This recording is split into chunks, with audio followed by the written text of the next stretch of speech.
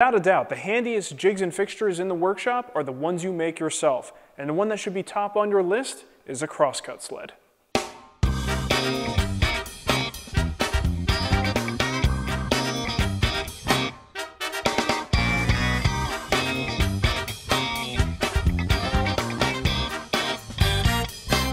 A crosscut sled is an incredibly simple device. It consists of a platform and two hardwood runners that go into the miter slots, as well as a front and back fence that kind of holds everything together.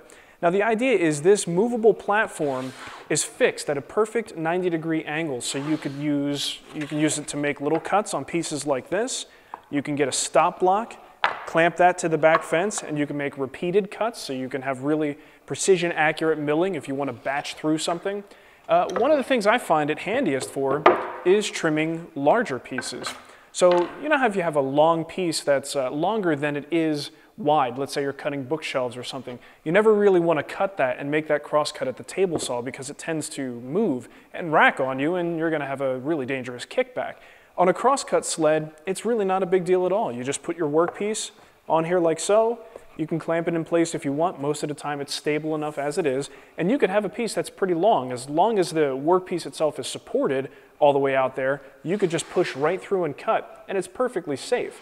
And part of the reason is because the workpiece is now traveling on the platform itself. The workpiece is not going to have any issues with friction like it would if you were moving it across the table saw surface, where the actual metal of the table saw wants to resist the motion of the workpiece. So it's a very safe way to do these things, and it's just nice to know that you've got something that no matter what, you know it's always cutting at a perfect 90-degree angle. That's very important. Now, when I first started woodworking, the crosscut sled was one of the very first things that I built for myself. At the time, I was watching a lot of woodworks with David Marks, and he used a crosscut sled in just about every episode.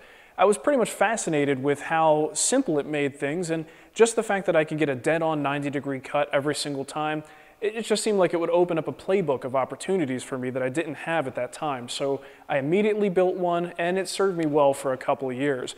Now, since that time, I kind of gravitated away from it a little bit, using my sliding compound miter saw for a number of tasks. And then once I got the Festool MFT, that really was a game changer for me in terms of cutting panels that are a little bit wider like this one.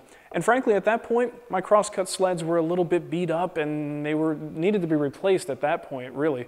And I was just a little bit lazy, and I figured, you know what? I'm just going to use these other tools that I have to accomplish those tasks.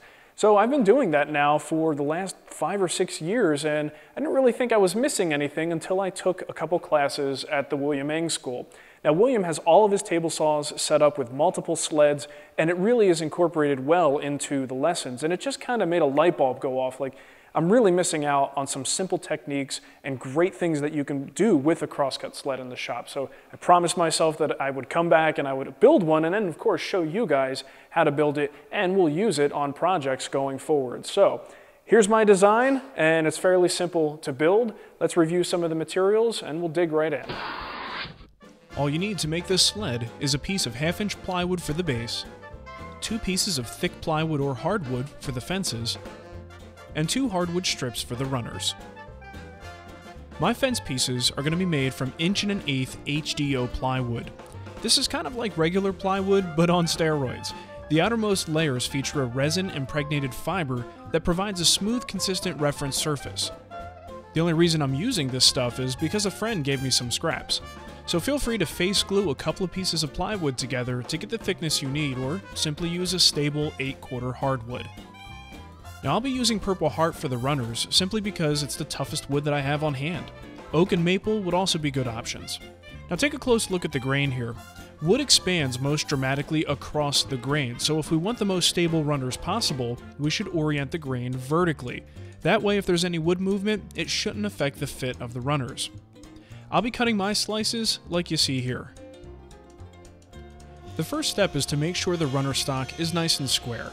Exercise caution if your pieces are thin like mine are. Using a bandsaw, I cut each strip to just over 3/4 inches wide by 3/8 of an inch thick. And that's the rough dimensions of my miter slot. Now, although most miter slots are similar, measure yours before making your cuts. I then test the pieces to see how much stock I need to remove so that it fits into my miter slot perfectly. The drum sander is my tool of choice for getting a snug fit. It removes minute amounts of wood with each pass, so it's ideal for delicate work. If you don't have a drum sander, you can carefully dial in the fit with your table saw or power planer. And if you're of the galoot persuasion, a few passes with your joiner plane or a smoothing plane should get you where you need to be. The ultimate goal is a runner that is flush or just a hair under the surface of the saw top. In terms of width, you should be able to push the runner back and forth relatively easily, and the ideal gap here should only be about a few thousandths of an inch. Now to attach our runners to the plywood, I drop the runners into the miter slots and place the plywood right on top. Notice that the plywood is offset so that there's more room to the left side of the blade. This gives me more clamping surface for stop blocks, and it's just a personal preference that works well with my workflow. Now I make sure that the plywood is flush with the runners at the operator's side of the saw. The runners will be attached to the plywood using countersunk screws. A large square helps me draw reference lines so I know where to drill. Now I'm going to configure a countersink bit for a relatively shallow hole. Using the sled itself for reference, I don't want the screw to punch all the way through the runner, so I set the depth and the stop collar appropriately. Now it's time to drill. I drive the screw in by hand to maintain absolute control. We don't want to crack the runner. Once the first runner is secure, I repeat this process on the other runner. And now that both runners are locked into position, I can proceed with the installation of the rest of the screws.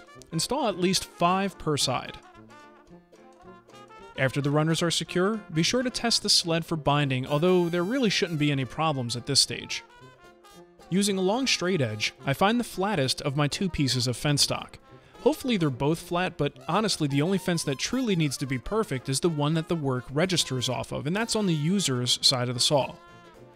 Now you can attach your fences as they are, but it can be difficult to put pressure on work pieces with your hands if your fence is too tall. So I use a French curve to create a small cutout on each end that effectively lowers the fence height where I'm most likely to position my hands. The curve here is just decorative. Using a chamfer bit, I put a small chamfer on all the edges of the fence. This not only eases the edges for comfort, but also produces a little dust channel that helps prevent dust from skewing the registration of your workpieces.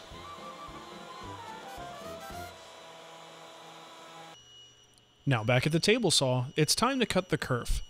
Turn the saw on and slowly raise the blade.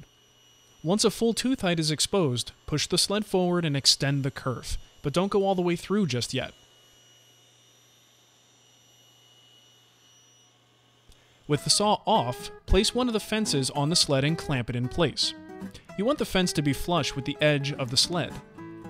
Now countersink and pre-drill, and then drive a single screw through the sled into the fence. To make sure that the fence is as square as possible, I insert an 1/8 inch thick piece of scrap into the saw kerf that I just cut, and use the largest square that I have on hand to square it up. I can't seem to find my plastic drafting triangle which would be perfect for this, so I use the largest square that I have. Once the fence is as square as you can get it, secure it with a clamp and double check to make sure nothing has moved. Make any last adjustments with a few taps from a hammer or a dead blow. Now countersink and drive another screw to lock the fence in place. At this point, it's safe to attach the other fence as well, only this one doesn't need calibration, so I lock it down completely with 6 countersunk screws.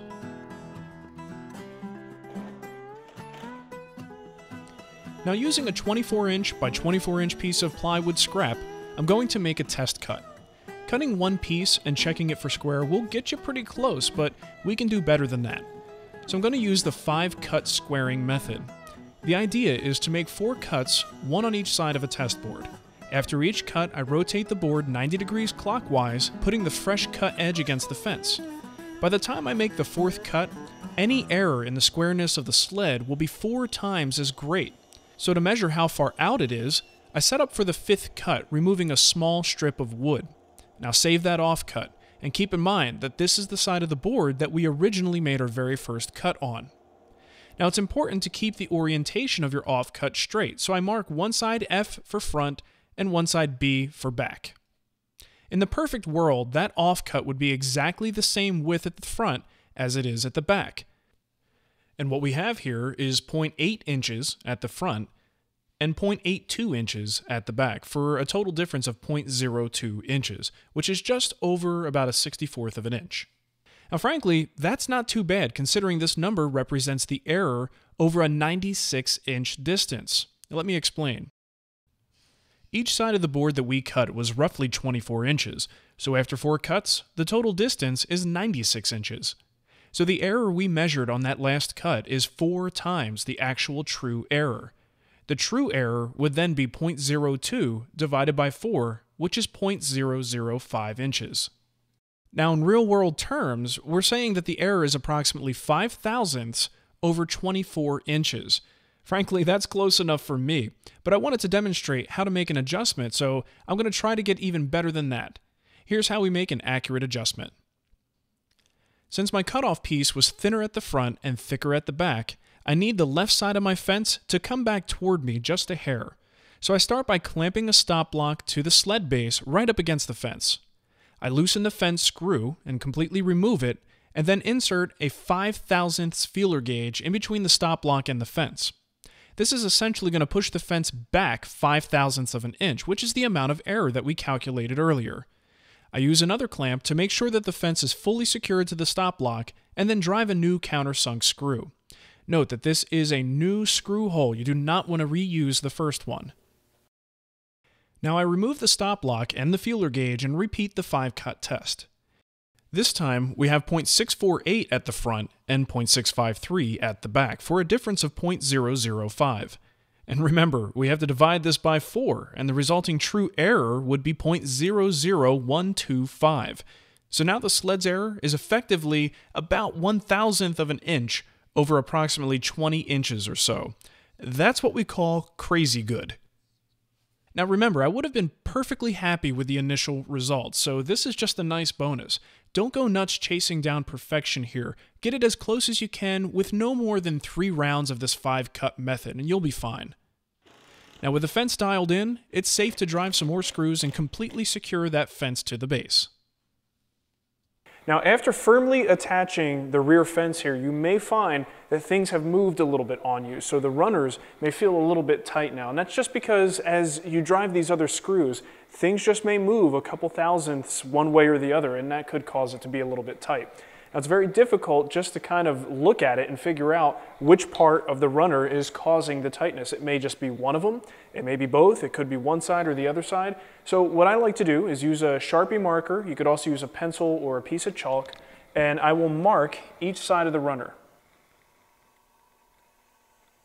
Okay, so both sides of each runner now have a good marker line, and we could put the sled right back into the miter slots. Mine is doing just fine at the front. It's toward the back where I'm getting just a little bit of rubbing. You can see I can push easily with my fingers to right about this point here, and then it starts to tighten up. Now, I can still push it through, but I want it to be a little bit more relaxed than that. So I'm just going to push it forward and back. I don't know, maybe 10 or 15 times, just enough that some of that marker is going to start to rub off.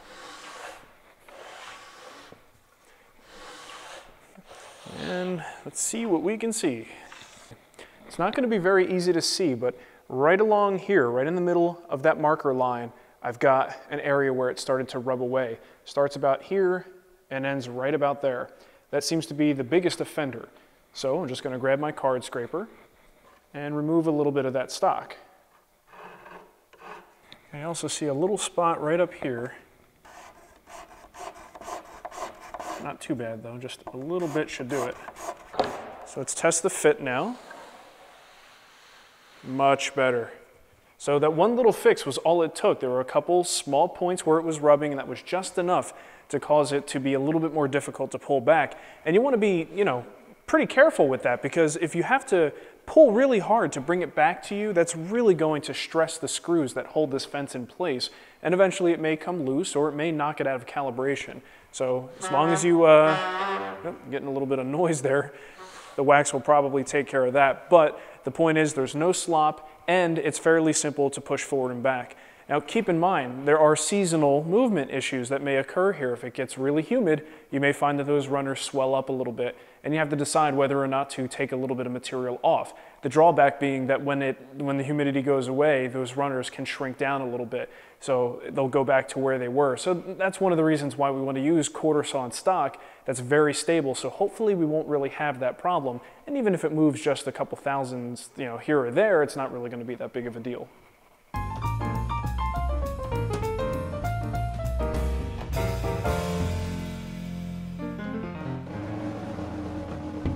So now I think we could take a moment to review some of the basic operations that we can perform with a crosscut sled. Now, of course, you can make a very simple crosscut on a piece like this, a relatively small piece, and if you have a pencil mark on the workpiece, you just line that up with the kerf cut in the back here, and you should be able to fairly accurately cut to your line.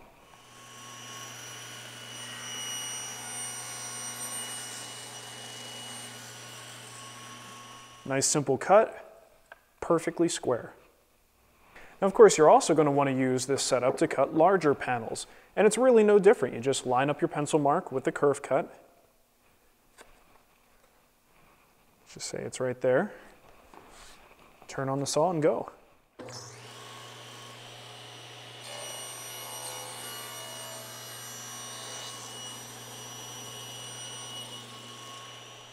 Now let's say you want to batch out a bunch of parts and they're all exactly the same size, so you need a repeated setup. A stop block is what's really going to make that possible. So you could simply clamp the stop block to the back fence, and now we know that every time we put the workpiece up against the stop block, we're going to wind up with a piece that's exactly the distance between the stop block and the blade. So generally how you would do this is, of course, a workpiece needs to be squared on both sides. So in order to have a good square reference to put up against our block, we need to have at least one side square first. So I'll put it on the right side, make that cut real quick.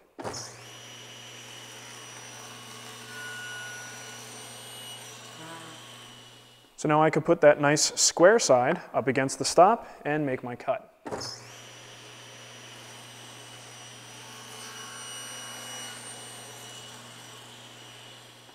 And now, no matter how many of these I have to cut, they're all going to be exactly the same length because of the stop block. Now, there are going to be times where your workpiece exceeds the fence capacity. So if I wanted to cut a piece that was, say, 17 inches long, for instance, I won't be able to do that using the stop block in a setup that involves the stop block being on this back fence. So here's the great thing. We could use our table saw fence as a stop. So let me show you how we do that. Take your stop block, attach it to the fence, and you want to keep it back toward the front here because ultimately we don't want the workpiece to be in contact with the stop when it hits the blade. Just adds a little extra safety here. So, of course, we need to start out with one square edge, so I'm going to put it on the left side and just trim it so that it's nice and square.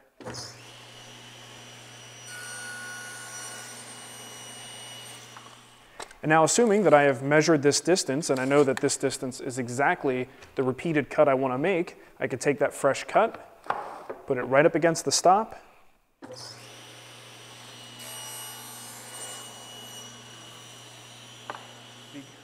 and now once again I can batch out as many of these as I need to.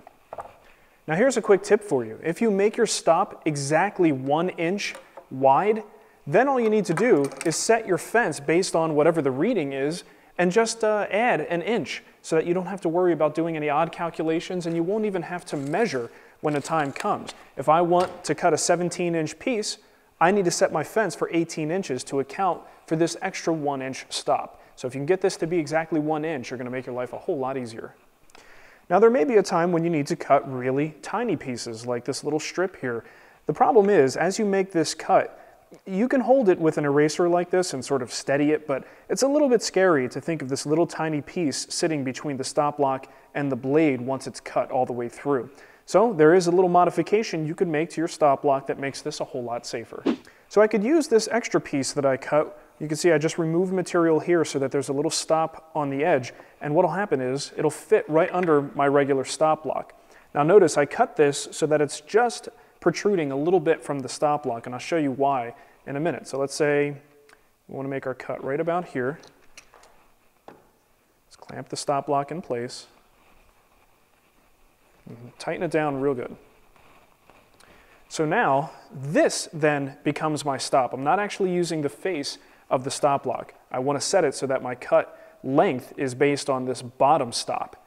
So once I'm lined up, I've got my workpiece in place, I can actually remove this so that once I go through and make the cut, this offcut is now going to sort of float in free space here and not be wedged between the stop and the blade. And then when you go to make your next one, just bring the stop back in, line it up again, and make your next cut. So let me do a couple test cuts this way.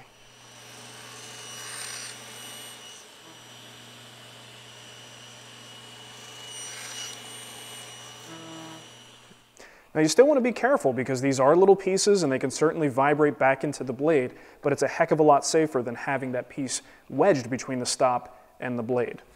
So those are just a few things that you can do with a crosscut sled, and that's really just the tip of the iceberg. There's a lot of tricks and tips. Just search on the internet and you'll find a lot of great ideas for not only what to do with the sled, but also how you can really trick it out and just make it that much more useful for you. And hopefully this starts as a nice template that you could build upon. So of course, send me your pictures and your ideas. I'd love to see what other things you do with your jigs to make them work that much better for you in the workshop, and we'll share them with the community. And I certainly plan to use mine on the show a lot more, so you'll be seeing this thing again. Thanks for watching.